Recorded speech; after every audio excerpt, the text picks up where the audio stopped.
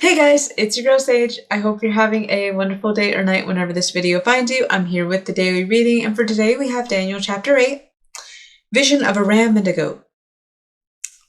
In the 3rd year of the reign of King Belshazzar, a vision appeared to me Daniel, after the one that appeared to me the first time. I saw in the vision, and it so happened while I was looking, that I was in Shushan the citadel, which is in the province of Elam, and I saw in the vision that I was by the river Ulai.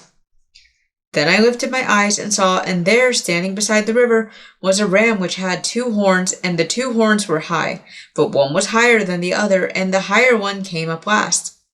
I saw the ram pushing westward, northward, and southward, so that no animal could withstand him, nor was there any that could deliver from his hand.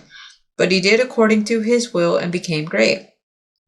And as I was considering, suddenly a male goat came from the west across the surface of the whole earth without touching the ground, and the goat had a notable horn between his eyes. Then he came to the ram that had 2 horns, which I had seen standing beside the river, and ran at him with furious power. And I saw him confronting the ram. He was moved with rage against him, attacked the ram, and broke his 2 horns. There was no power in the ram to withstand him, but he cast him down to the ground and trampled him, and there was no one that could deliver the ram from his hand. Therefore the male goat grew very great, but when he became strong, the large horn was broken, and in place of it 4 notable ones came up toward the 4 winds of heaven. And out of one of them came a little horn, which grew exceedingly great toward the south, toward the east, and toward the glorious land. And it grew up to the hosts of heaven, and it cast down some of the hosts and some of the stars to the ground and trampled them. He even exalted himself as high as the prince of the hosts, and by him the daily sacrifices were taken away, and the place of his sanctuary was cast down. Because of transgression, an army was given over to the horn to oppose the daily sacrifices, and he cast truth down to the ground. He did all this and prospered. Then I heard a holy one speaking, and another holy one said to the certain one who was speaking, "How long will the vision be concerning the daily sacrifices and the transgression of desolation, the giving of both the sanctuary and the hosts to be trampled underfoot?" And he said to me, "For 2,300 days, then the sanctuary shall be cleansed." Gabriel interprets the vision. Then it happened, when I, Daniel, had seen the vision and was seeking the meaning, that suddenly there stood before me one having the appearance of a man. And I heard a man's voice between the banks of Ulai, who called and said, "Gabriel, make this man understand the vision." So he came near where I stood, and when he came, I was afraid and fell on my face. But he said to me, "Understand, son of man, that the vision refers to the time of the end." Now as he was speaking with me, I was in a deep sleep with my face to the ground, but he touched me and stood me upright. And he said, "Look, I am making known to you what shall happen in the latter time of the indignation, for at the appointed time the end shall be. The ram which you saw, having the 2 horns, they are the kings of Media and Persia. And the male goat is the kingdom of Greece. The large horn that is between its eyes is the first king. As for the broken horn and the 4 that stood up in its place, 4 kingdoms shall arise out of that nation, but not with its power. And in the latter time of their kingdom, when the transgressors have reached their fullness, a king shall arise, having fierce features, who understands sinister schemes. His power shall be mighty, but not by his own power. He shall destroy fearfully, and shall prosper and thrive. He shall destroy the mighty and also the holy people. Through his cunning he shall cause deceit to prosper under his rule, and he shall exalt himself in his heart. He shall destroy many in their prosperity.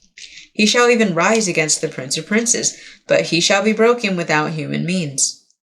And the vision of the evenings and mornings which was told is true. Therefore seal up the vision, for it refers to many days in the future. And I, Daniel, fainted and was sick for days. Afterward I arose and went about the king's business. I was astonished by the vision, but no one understood it. All right. So, and I just want to go ahead and just get through this by saying no one understood it is a bit of an understatement, I should say, because here's the thing. in modern day times, we do have understanding of what this all represents. That the horn on that we do have Gabriel that lets us know that the horns on the rams are the kings of Media and Persia, which we know were divided once Belshazzar fell. And then, of course, we know that the male goat is the kingdom of Greece, and that first horn being Alexander the Great. However, once Alexander fell ill and died, then, of course, he appoints his closest military officers, and even rivaling generals, I would say.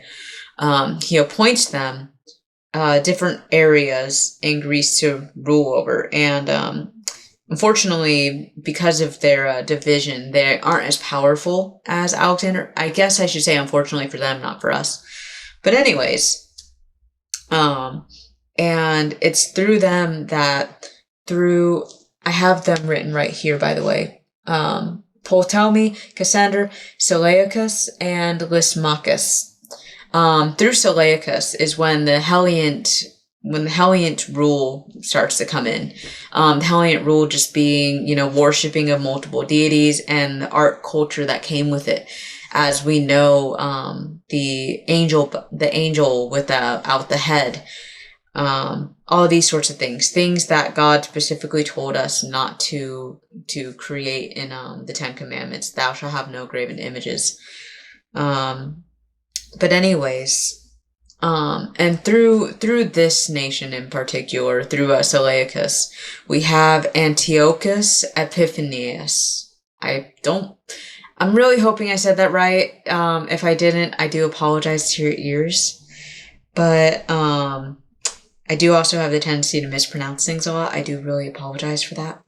But anyways, and this one, he was actually known for ruthlessly attacking and killing many Jewish people, but also going and desecrating their temple. He took pig's blood and he slaughtered it against their altar, and then put the pig's blood on their scrolls, and it was very disrespectful. And this is actually what caused the end of the daily sacrifice.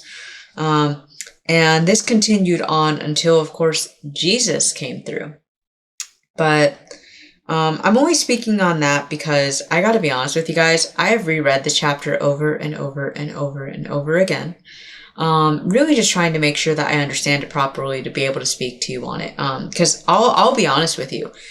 First time reading this around without doing my own research, I was actually getting hints that this was kind of about Islam. And I do have my own personal thoughts of Islam being the deceitful nation.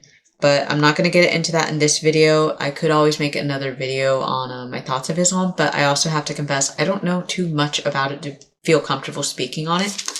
But I do know that it's not the truth. That's as far as I'm going to go for this. But what I really want to talk about is what I did get from this chapter that did resonate with my soul reading it. Because again, when I'm reading these chapters in the morning, I'm reading it, and I'm reading it in a way where it does pertain to modern times. And that's actually what keeps his word alive, is the fact that the entire Bible is relatable. There is something for everybody in the Bible. You just have to know where to look. But I like to read one chapter a day just to kind of see what wisdom I receive from it that I can go ahead and meditate on until the next morning. And whatever sticks, right? Much like when, anyways. So what I got from this chapter was that sometimes when the Lord sends us a vision, a dream, or we're in circumstances that we don't understand, that he is not the God of confusion. He is not the author of confusion that should rejoice when we are tossing and turning in our sleep because we're confused, or he is not one that rejoices when we are feeling lost. And he is somebody, on the other hand, who, if we ask him, we shall receive. But also when it comes to wisdom in particular, The Lord will not rebuke us or condemn us or even mock us for asking Him to bless us with wisdom and revelation. He wants us to understand Him. He wants us to understand His ways. He wants us to understand what it is that He's speaking to us so that we may act accordingly to what it is that He has spoken. So, and that's what He does right here, and He does it for Daniel even before Daniel begins to ask, because Daniel has such a powerful prayer life with the Lord that the Lord already knows his heart. The Lord knows that Daniel's going to start racking things in his mind already, but the Lord also knows that he needs his help. So He sends Angel Gabriel down to help him. And that's where He gives him the revelation that the ram, of course, are the kings of Media and Persia, and that the male goat is the kingdom of Greece. But we don't know who the large horn is until that is revealed later on. But in any case, I'm going to go ahead and wrap this video up here. I just want to go ahead and leave us with the advice that, when we are sometimes feeling like we are confused about a situation or a dream that we had, or even just a vision that we had, that the Lord is not one that wants us to wallow in confusion and to feel lost. In fact, that's why He gave us Jesus, because Jesus is the way, the truth, the life that guides the lost, that guides the blind back to the Father. So the Lord wants us to understand Him, and He wants us to walk in confidence in Him as well. He wants to be our confidence, not in our own works, not in our own ideas, but in the Lord. So when we are feeling lost or confused, again, whether it's from a dream, a vision, or our circumstances, to ask the Lord that He would bless us with wisdom and revelation to help us understand, so that we may live and walk out according to His will. But in any case, I'm going to go ahead and wrap this video up here. If this video blessed you, feel free to like, subscribe, and until next time, I hope all of y'all take care. Bye-bye!